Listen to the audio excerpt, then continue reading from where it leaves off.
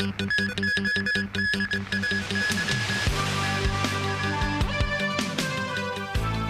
France, the second round of the National Assembly elections now underway. A top police officer will look into using CCTVs to help the force deal with national security threats. And the chief executive sets off for Sichuan to discuss two new giant pandas' journey to the city.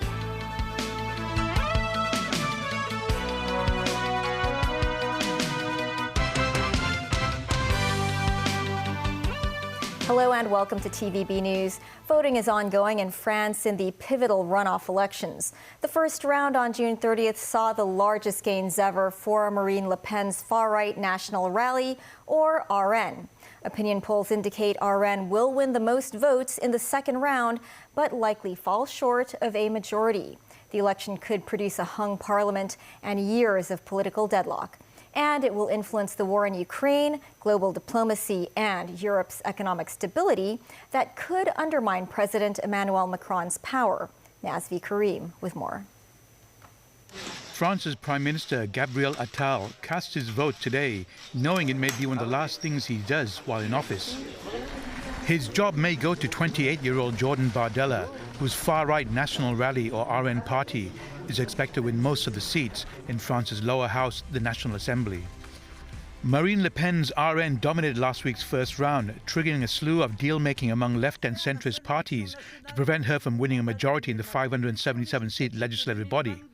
Reports say a number of candidates withdrew from the races to allow moderates a chance to take votes away from RN. An RN majority would give France its first far-right government since the Second World War. It would also mean a cohabitation arrangement with Emmanuel Macron as president and Bardella as prime minister. Cohabitation is when the president and prime minister are from opposing parties. RN's failure to secure a majority may spawn a number of scenarios: a hung parliament, Macron trying to put together a coalition, or the president forming a technocrat government of experts not affiliated to any parties.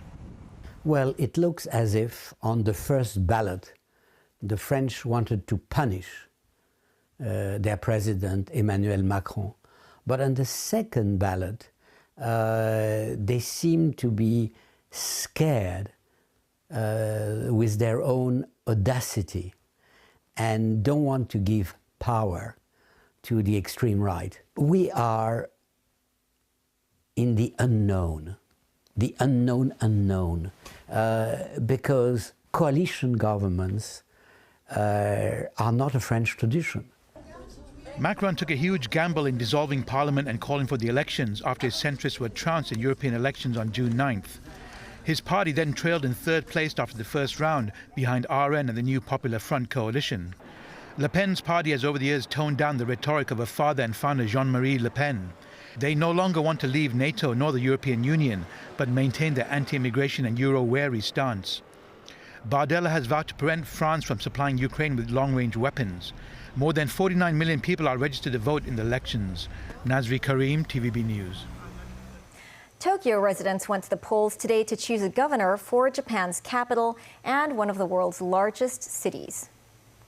Incumbent Yuriko Koike, pictured on the left, is aiming for a third four-year term to lead the city's 13.5 million. She is the first woman to become governor of Tokyo. Her main challenger among a record 55 candidates is another woman, Ren Ho, whose father is originally from Taiwan and goes by a single name. Ren Ho, top left in this poster, is running as an independent, but backed by the main opposition Constitutional Democratic Party of Japan and the Japanese Communist Party. She has criticized Koike for her ties to the party of Prime Minister Fumio Kishida. The Tokyo governor's race is seen as a test of Fumio's party. Polls have closed and the official results are not expected until Monday. Iran's new president, Masoud Pezeshkian, has reached out to those who did not vote in the country's election. Turnout for the runoff election was about 49%, while more than 600,000 invalid votes were registered in what may be seen as a sign of protest. Pezeshkian will replace Ebrahim Raisi, who was killed in a helicopter crash in May. The 69-year-old heart surgeon is seen as more moderate than former nuclear negotiator Saeed Jalili, who earned 13.5 million votes in the runoff to Pezeshkian's 16.3 million. I'm telling all those who didn't vote in this election, now it's the time to see and hear you, the new president said. Pezeshkian promised to reach out to the West and ease enforcement of Iran's headscarf law for women, but the country's major decisions will still be made by Supreme Leader Ayatollah Ali Khamenei. In the United States, a fifth Democratic lawmaker has called on Joe Biden to quit the presidential race. Congresswoman Angie Craig of Minnesota is the first House Democrat in a swing state to openly say that the president should step aside for the next generation of leadership. Craig's call came hours after Biden held a campaign rally and participated in an interview in Wisconsin in which he tried to quell fears about his age following a poor debating performance against rival Donald Trump. Craig said she does not believe Biden can beat Trump. Hawaii Governor Josh Green, who took part in a recent meeting with the president and other Democratic governors, said Biden could make a decision within days whether to remain in the race. He said if Biden decides not to run, he believes the president will designate Vice President Kamala Harris to replace him on the ticket. It would be his prerogative to share with us who he felt should carry the torch. And keep in mind that the president has been essentially running as a ticket with Kamala Harris for these many, many months. And of course, since the last election. I think it's very clear that the Democratic Party would be ecstatic overall to have the president designate his vice president if it came to that. She is a powerful person. She is also a thought-leading woman. There are no credentials that are better than what the current vice president has. In a bid to address new threats to national security in Hong Kong, Director of the Police's National Security Department, Andrew Khan, said authorities will look into the use of CCTVs for collecting intelligence. Regarding the reason why certain suspects mentioned in the city's national security cases have not been arrested, Khan emphasized that the time is not yet right. Timothy Lee has our story. Hong Kong's national security law has been in effect for the last 4 years. But even with the recent completion of Article 23 legislation, have national security threats diminished? Speaking on a TVB news program, Andrew Khan, director of the police's National Security Department, said such threats remain, consisting mainly of interference from Western countries, soft resistance, as well as local terrorism. Khan stressed despite the active national security law, residents should be aware that threats to national security still exist and that they should stay vigilant. He noted that the installation of more CCTV cameras around the city is beneficial both to national security and helps the force to solve crimes, but added it will take time for authorities to look into how the technology could help them collect intelligence. The National Security Department head pointed out that while reports on national security offenses made by residents are helpful, only around 20% of some 750,000 reports made between November 2020 and June this year could be followed up. Meanwhile, Khan said individuals engaging in espionage activities have existed since as early as 2019, prior to Article 23 legislation. When asked why such individuals have yet to leave the city or why they are not arrested, Khan emphasized the situation is complicated and that many of them have penetrated different professions in the city. On the lack of arrests made regarding those suspected of involvement in major national security cases, the police's national security chief stressed that the time is simply not right. Timothy Lee, TVB News. Chief Executive John Lee traveled to Sichuan province earlier today to arrange for the journey of 2 giant pandas to Hong Kong. The central government agreed to send the 2 national treasures to the city as gifts in celebration of the 27th anniversary of the founding of the Hong Kong SAR. The CE said he will visit the animals as well as panda facilities during his trip. This, as Starry Lee, the city's sole delegate to the National People's Congress, suggested authorities could strive to bring more than 1 pair of pandas to Hong Kong. Still ahead, hope that a ceasefire agreement for the Gaza Strip can be reached soon. Hong Kong Express apologizes to 2 visually impaired passengers over an incident in May. And the hottest day in Hong Kong so far this year.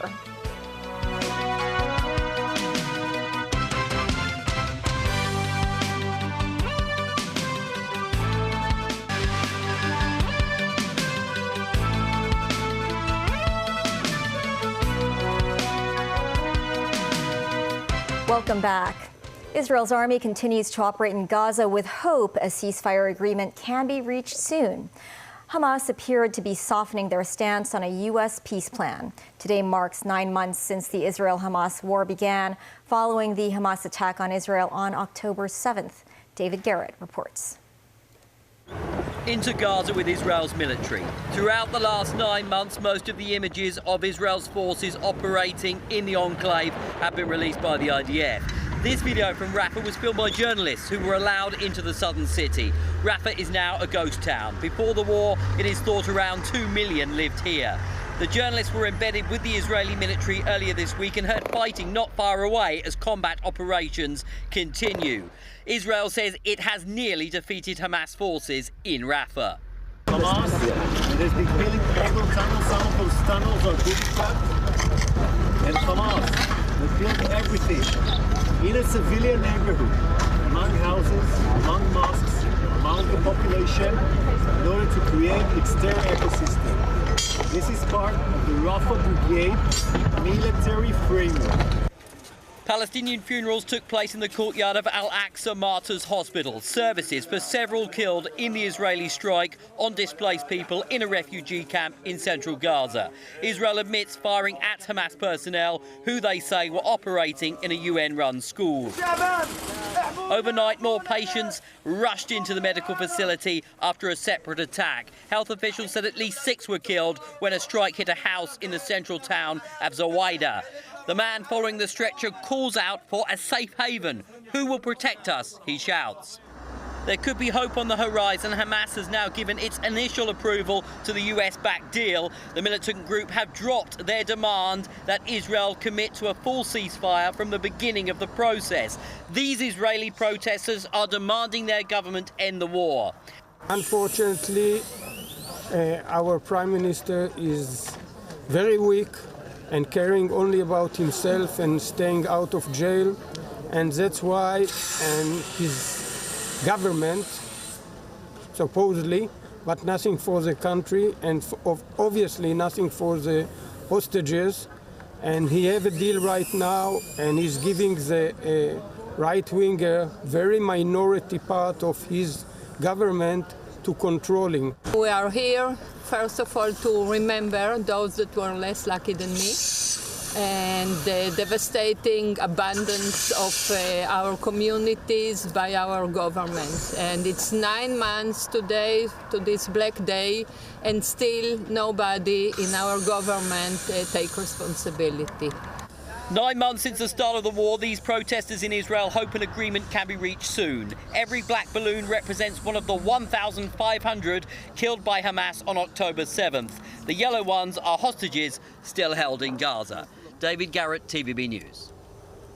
In the U.S. state of Texas, officials have urged coastal residents to brace for a looming hit by tropical storm Beryl. Beryl is expected to regain hurricane strength as it moves across the warm waters of the Gulf of Mexico. NBC News has more details. Tonight, residents along the Texas Gulf Coast bracing for Beryl's wrath. In Galveston, empty store shelves at some supermarkets as residents prepare to ride out the storm. Are you doing anything extra to prepare? We would just buy some water at the grocery store. Hundreds of miles down the coast in Corpus Christi, cars lined up for sandbags. The city running out of all 10,000 in less than an hour. You're going to be putting them in front of the garage and then lining the doors with them. Here's why forecasters are so concerned about Beryl making landfall. It could bring 4 to 6 feet of storm surge to the Texas coast. Why is that so dangerous? It's wind pushing the water inland. At 4 feet, it can swamp evacuation routes and cars can start floating. At 6 feet, the risk of injury and death goes up as chemicals, debris, and downed power lines are pushed into the rising water. Beryl's already ripped a deadly path of destruction as it tore through the Caribbean this week. Buildings, homes, and boats smashed by ferocious winds and waves. Mexico's Yucatan Peninsula battered too. In Cancun, the storm stranding passengers desperate to get home. Back in Texas, residents on edge and uncertain about what's ahead.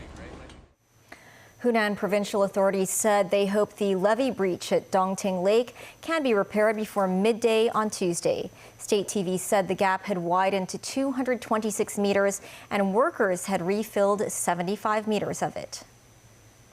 The levee breach caused serious flooding in Huarong County and Hunan. Emergency work teams have been sent there to carry out repairs. Water is more than 10 meters deep in some areas. Heavy machinery was deployed on site to speed up the repair work. Hong Kong Express Airways today apologized to 2 visually impaired passengers after they were asked to get off a flight in May. The airline said it will compensate the duo. Mimo Singai reports. The 2 visually impaired passengers told the Hong Kong Blind Union about their experience after the incident. A press conference was held by the union today. On May 22nd, the 2 men planned to take a Hong Kong Express flight to Tokyo at 3 p.m. The ground staff knew the 2 were visually impaired during the baggage check-in process. The pair received their boarding passes. The 2 men later boarded the plane and told the flight crew that they can handle emergency situations. However, the flight crew later asked them to leave the plane, saying they failed to meet safety standards. The airline offered the 2 meal coupons and arranged for them to take a 5 p.m. flight to Tokyo. The passengers rejected the offer. After discussion, they agreed to get on a flight just before midnight.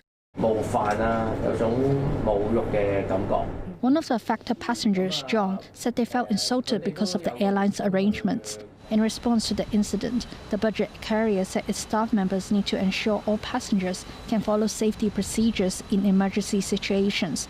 The carrier said all its employees had followed standard safety procedures but made different judgments in the incident. Hong Kong Express added it treats all passengers equally and aims to provide them with the safest air traveling service.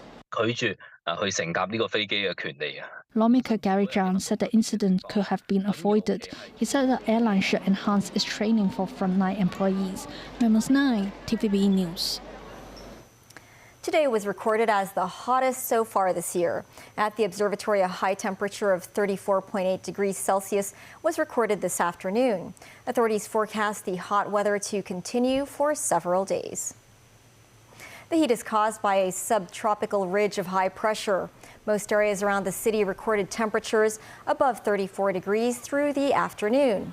Areas include Ta Kuling, Sheng Shui, and Yuen Long Park recorded an unofficial high of 35.4 degrees. Waglan Island was said to have reached as high as 35.7. The very hot weather warning is in force, with authorities reminding residents to keep themselves hydrated and take measures to prevent heat stroke. A 19-year-old man and an underage boy were arrested after being suspected of stealing a minibus in Mong Kok early on Sunday morning. The pair drove the vehicle to Sheng Shui.